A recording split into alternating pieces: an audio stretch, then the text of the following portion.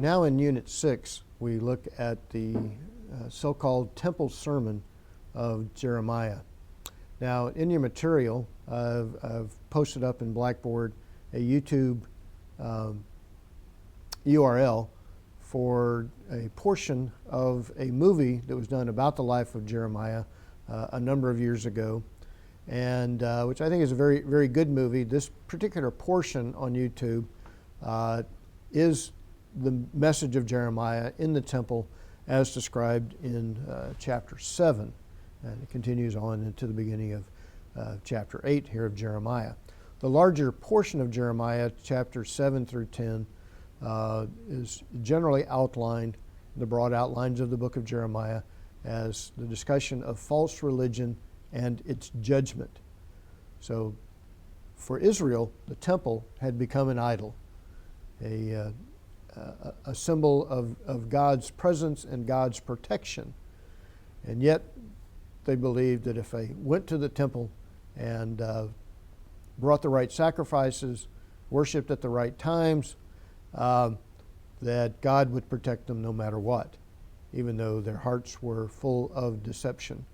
And so in this particular passage, Jeremiah addresses the issue of their false hope that they had in the sustaining protection of God through the temple. Again, like the Israelites did with the ark when they went into battle against the Philistines, there in 1 Samuel, Israel thought that the temple was a symbol of God's presence and his protection for them throughout all times, in spite of themselves. So, as we begin, as Jeremiah goes and is called by God to enter into the temple, again remembering as a priest, in at least having a priestly heritage along the lines of Abiathar from Anatot, that he would not have been such a welcome person. But the entrance to the temple, where people would present their sacrifices, where the priest would judge the acceptability, the unblemished character of their various sacrifices, quality. Jeremiah is called to preach a message of judgment, but also a call to repentance. So he tells them to hear the word of the Lord, all of you Judah who enter by these gates to worship the Lord. Amend your ways and deeds, and I will allow you to dwell in this place. Do not trust in the deceptive words, saying, the temple of the Lord, the temple of the Lord, the temple of the Lord are these. The temple had become perhaps one of the early choruses of the ancient Near Eastern Israelite worship. The temple had again become a symbol of their protection. And they perhaps, were reliving the example in Jeremiah, even in the midst of the changing international world and the potential of Assyrian or Babylonian domination. They continued to worship God in the one setting, and in the other setting worship other deities. He calls upon them to not trust in the temple. The temple, if violated by their violation of the covenant, could be then violated and destroyed. As he says, it continues in verse 5, if you indeed amend your ways and your deeds, if you practice justice between a man and his neighbor, you do not oppress the alien, the orphan, or the widow, do not shed innocent blood in this place or walk after other gods to your own ruin, then I will allow you to dwell in this place, in the land that I gave to your forefathers forever and ever.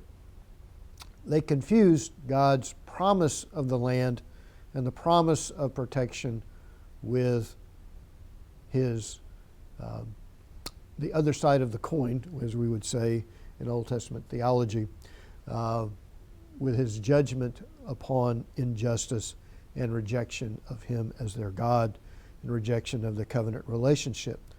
So Jeremiah obviously addresses the issues of Israel's abandonment of the stipulations of the covenant about how they dealt with others, particularly the lesser elements of the land, the orphans, the widows, the resident aliens, and their idolatrous worship. Shedding innocent blood, like Isaiah refers to in Isaiah chapter 1. They had abandoned the covenant, and therefore they thought the temple worship would protect them. If they brought those right sacrifices and everything at the right time, they would be delivered. But he says again, verse 8, that they are trusting in to deceptive words, that is the temple. He goes on to describe other aspects of the covenant stipulations: stealing, murder, committing adultery, swearing falsely, offering sacrifices, and again walking after other gods that you have not known. And then, as I add my comment, dare to come and stand before me in this house which is called by my name, and say we are delivered, that you may continue to do all these abominations. Has this house called by my name become a den of robbers in your sight? Behold, even I have seen it. And then he uses history as the example of God's judgment. Go back to Shiloh, he says. It's interesting, we don't learn about the destruction of Shiloh in the aftermath of the capture of the ark. We do learn about, of course, the death of Eli and his sons. We know from archaeology, as well as from Jeremiah here, that the Philistines continued after the capture of the ark. The ark is taken again down to Ashdod, but the city of Shiloh, the temple, tabernacle, was destroyed. And so he uses the example, the historical precedent of Shiloh's destruction to demonstrate that God was about to do to Jerusalem as he did to Shiloh many centuries before. And then come, of course, the darkest words, perhaps in the Old Testament. Jeremiah is instructed by God, do not even pray. Don't lift up a cry or a prayer. Do not intercede with me. 3 different ways he says, don't even pray. Because God's destruction, my destruction, the Lord said, is coming.